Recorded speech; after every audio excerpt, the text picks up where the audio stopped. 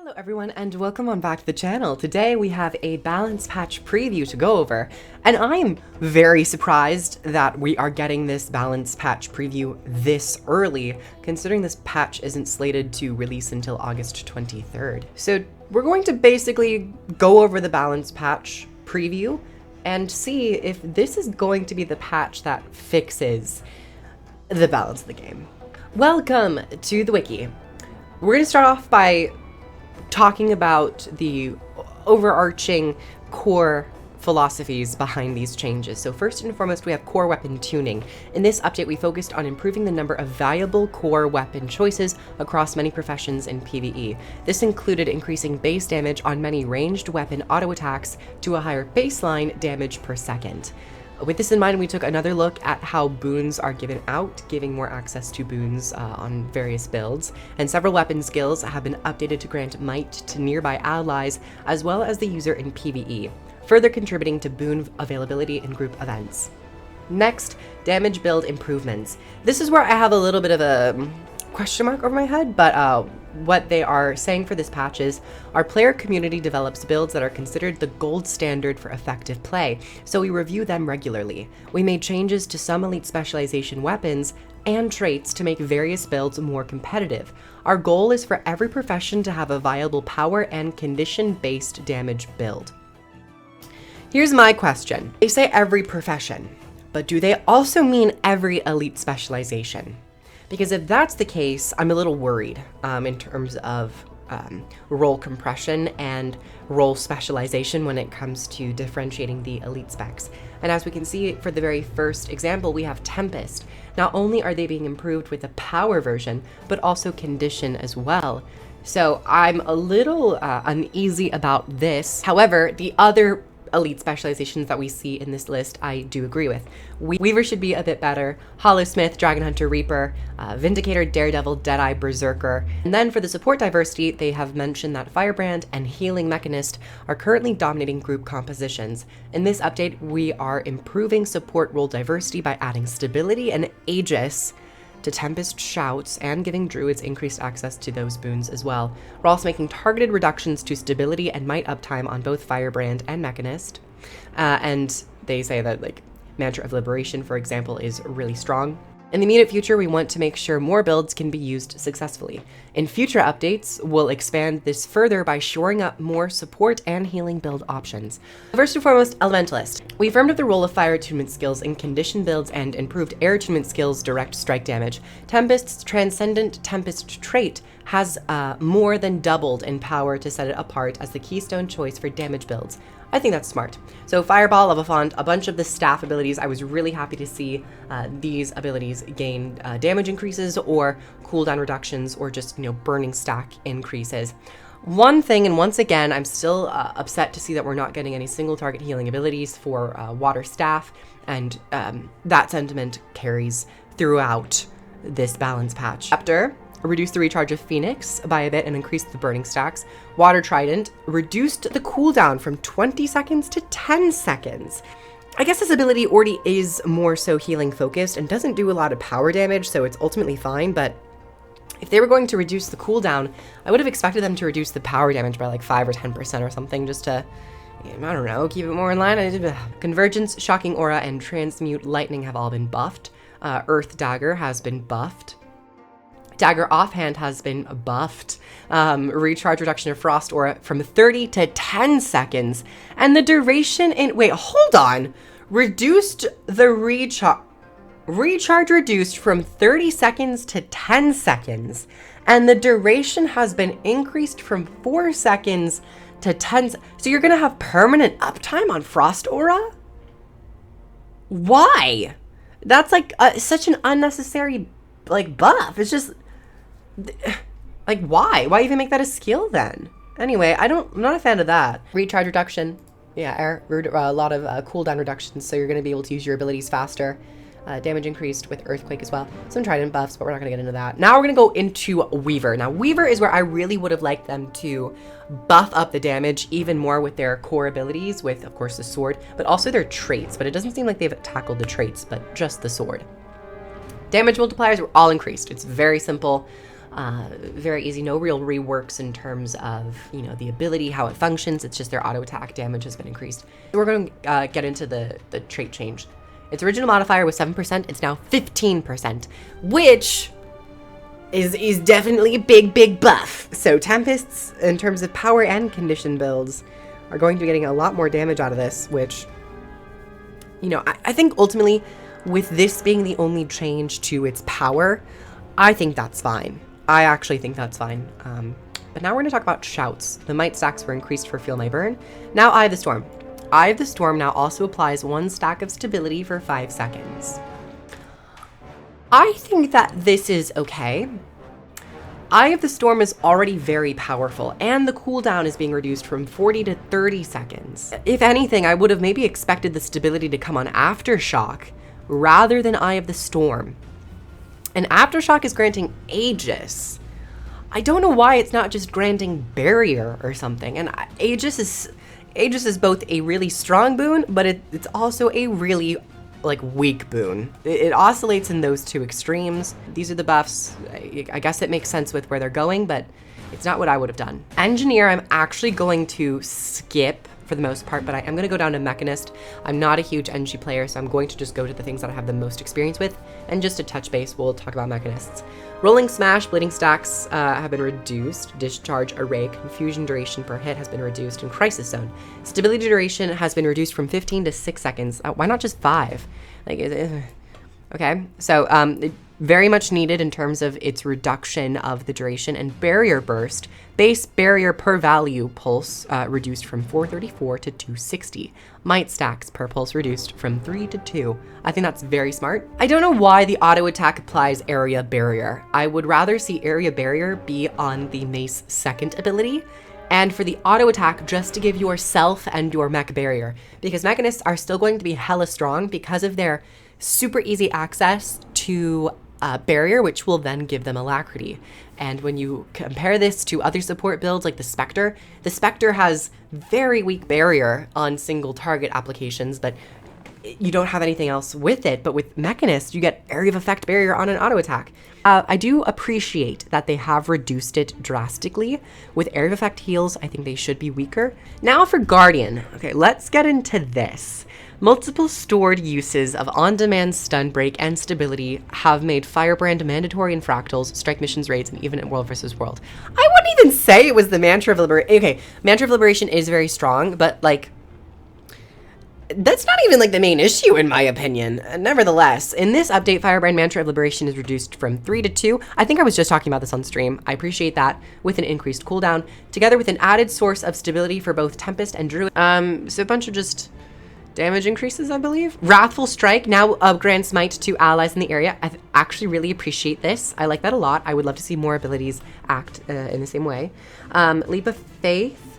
Healing per foe hit has been increased in PvE, matching PvP in World vs. World. I appreciate that. More damage stuff. Hammer. I don't think Hammer really is a damage weapon. I think of a Hammer more as a bruiser, defiance, bar breaking weapon, and I would have appreciated it if it went more in that direction, but nevertheless, just some more damage stuff, not many cool things in terms of changes. I have no idea why they're buffing staff. Why are they buffing the staff in terms of its damage? Might stack per pulse reduced from 4 to 3. Might duration reduced from 12 to 10 seconds. You know, for Empowers might to be reduced or swapped out for a more supportive boon. And the might generation would be on something more appropriate, like a DPS weapon, such as the Greatsword.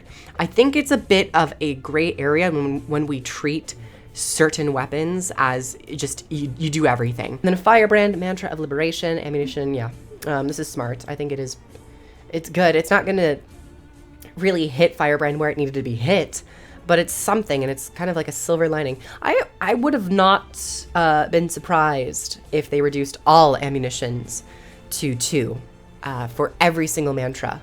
Considering that the reason Firebrands had 3 charges was because of their lengthy cast time, and that's how it differentiated itself between the Mesmer mantras. But ever since they made mantras cantrips, essentially, where they're instant cast abilities, there's no reason for the ammunition charges to remain at 3 for Firebrand. So yeah, Puncture Shot damage multiplier has been increased, so that's good, very small change. Phantasmal Warlock reduced the recharge and Chaos Armor as well. Blink has been reduced in his recharge. Now, Chronomancer, stretch time. This is your Alacrity Grandmaster. Alacrity on well cast has been increased from 4 to 5 seconds. That's a little bit of a buff. That's nice. And Tides of Time, the damage has been increased. Axe, Lingering Thoughts. The torment duration has been reduced from 4 to 3 seconds. And Imaginary Axes, torment duration reduced from 4 to 3 seconds. Okay. Just, you know, more nerfs to Axe for whatever reason. And then, Staff. Might stack count reduced from 8 to 5, and might duration has been reduced. Torment, Bleeding, and Confusion duration reduced from 8 to 7 seconds. I think I'm okay with the Torment and Bleeding and Confusion duration going down, but I still wonder why Mirage gets Alacrity application on their staff. Like, if anything, just make it a baseline system where every ambush that a Mirage does pulses quickness in the area around it. I also don't find Mirage to be cohesive with the Alacrity boon. I would much rather have access to quickness as a Mirage, both in terms of theme and in terms of function. And that's one reason why Staff was always taken, is because of their Alacrity uptime and being able to just keep doing damage. Next, Necromancer. We're getting some staff updates, but I really, I dislike marks. I would like to see them reworked into actual abilities that are not just traps that you place down and wait for people to walk over them. It's slightly boring, but it's just a bunch of damage increases. Damage multiplier increased, reduce the recharge on many of the marks themselves. And yeah, reduce the recharge for some dagger abilities. Immobilization duration increased from 3 to 6 seconds. Dagger offhand, reduce the recharge. Focus, ammunition recharge reduced from 15 to 12 seconds. So it's just, you're going to be able to just pop your skills so much faster and get more damage out of them. Next up, we have Reaper. I'm actually really happy to see some Reaper updates in terms of their power, as that's really the one role that Reaper has access to, which is power damage. And it would be nice if some quickness was also integrated into maybe a shout quickness, because I think marrying the DPS builds with quickness is probably a good path to go down, but nevertheless, more damage modifier increases, same with your Shroud. And then as for the shouts, the exact same, just a bunch of increases. Now Ranger, this looked to be a bit more interesting. Feline pets auto attacks aren't affected by quickness, a long-standing issue that makes them subpar in group play. Meanwhile, the Iboga is the most powerful pet in any PvE boss encounter because its base attack damage scales with number of conditions on the target. A release note from 2018 indicated that this was fixed, but the change didn't make it to the live game. A recent fix to the calculated critical hit chance values in the pet stats UI caused pet critical hit chances to appear to drop by 17.8%. This was a display issue only, and the text now reflects the real value. Ranger pets and spirits will now also have a locked Defiance bar in PvE, making them immune to crowd control effects. This quality of life improvement will ensure that their skills are available to use when needed and that the pets will perform more consistently. I love this! More Defiance bars on players and their abilities with like pets and summoning things. I appreciate that a lot.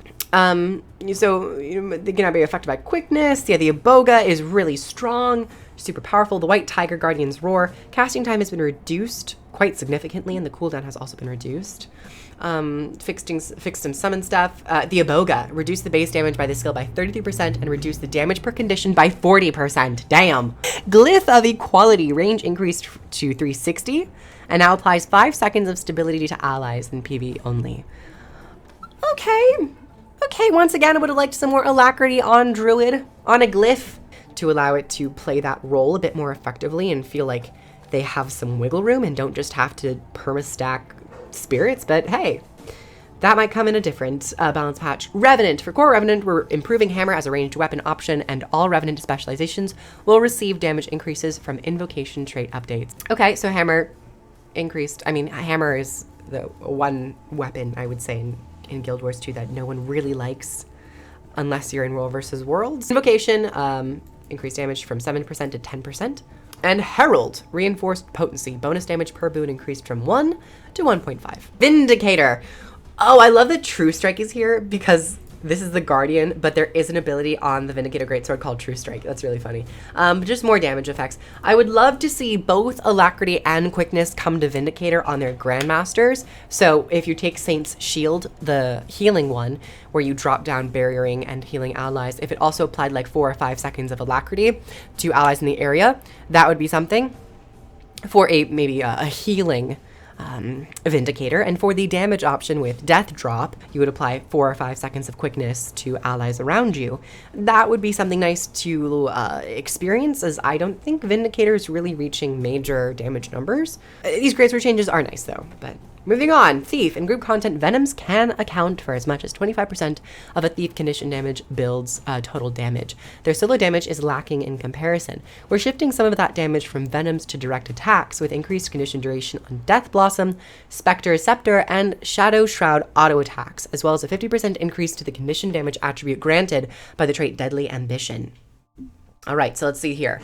Frontal damage increased and back damage multiplier increased by quite a bit to 3.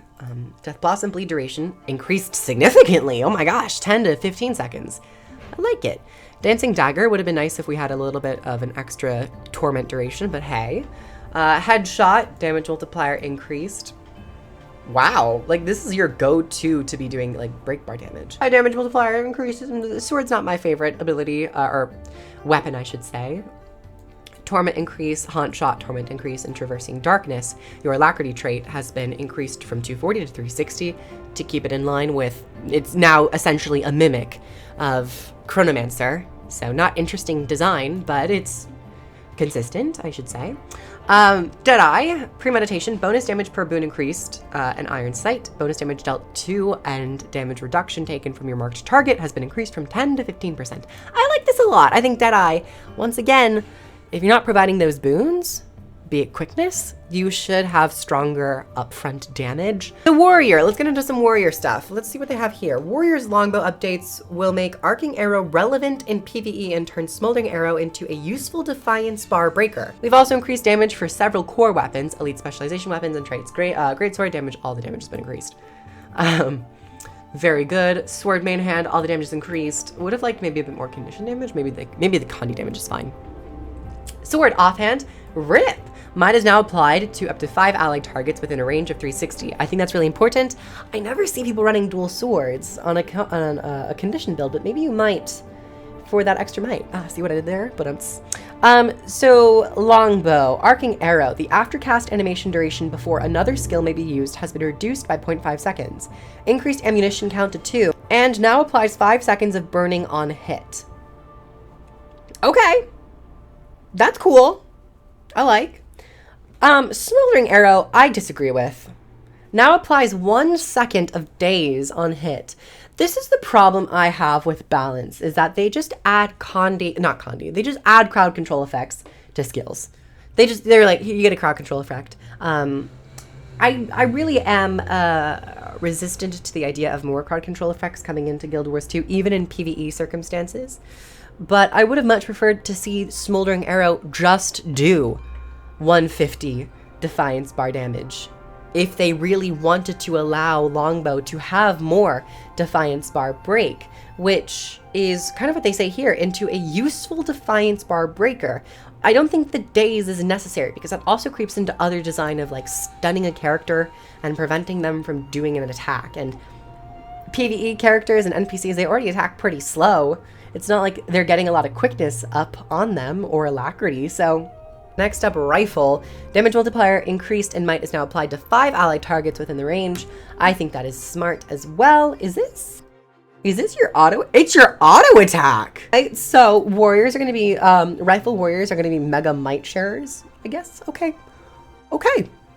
Well, interesting. Explosive shell increased. Hammer damage increased, and arms. Condition damage per stack increased from 10 to 15. Berserker damage modifier increased. Sundering Leap damage modifier increased, and Bloody Roar 20% increase to 25% increase. Now let's get into Spellbreaker. There's a lot of interesting things you could do with Spellbreaker, and I'm not really seeing that here, but they've increased the damage, of course. Keen Strike damage multiplier has been increased, of course, but the might is now applied up to 5 allied targets within 360. Especially being a melee ability, I think 240 would have sufficed. 360, but I guess if you're long range, I think that's a nice distinction. If you're melee and providing boons, 360s feels like a kind area of effect. Now, if you're playing it ranged, that's when I would want to see like certain abilities like the staff their radii be increased to something around 600, 750, 800, even 1,000 to really allow players to play at ranged and at various range thresholds. Dagger offhand increased as well, and traits pure strike damage bonus increased from 7 to 14 to 7.5 to 15%, and Mage Bane Tether increased to 15%. Might stacks per second reduced from 3 to 1, but now it also applies to allies around you. I think that's smart. It gives some extra group play for Spellbreaker, but I would like to see more of the tanking playstyle be attributed to Spellbreaker and see that. And those are all the changes. Now, is this patch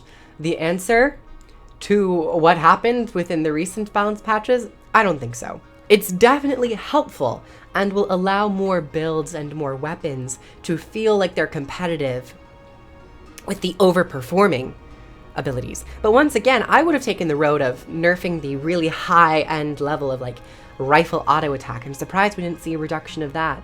And Firebrand axe auto attacks in certain Firebrand builds where you get so much damage out of it.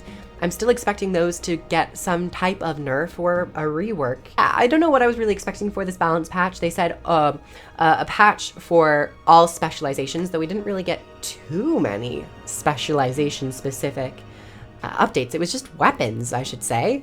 And yeah, maybe that was just a fault of the messaging. It led me to believe that we're going to get like specialization, like trait reworks and all that, but no. Also, support still has not received attention that I think it needs in terms of nerfing and restructuring certain things to be less powerful. They've started to do it with Mechanist. Don't know why they haven't done it with Firebrand. Once again, Guardian is being overlooked. So thank you all for coming on by. I would love to hear what you have to say down below. Is this the balance patch that you expected? How are you feeling with all of these increases? I will say that they are buffs, so people are probably going to be very happy. But are there any other changes that you were perhaps hoping to see? And what would be a change that you would like to implement into the balance for Guild Wars 2? If you'd like to get early access to videos, head on over to the Patreon. If you'd like to support the channel, you can then purchase Guild Wars 2 or try it out for free down below using my links. And if you'd like to catch me on Twitch streaming every day of the week, I'll be over there. Thank you all so much for coming on by, and I'll see you all in the next one. Bye, everyone!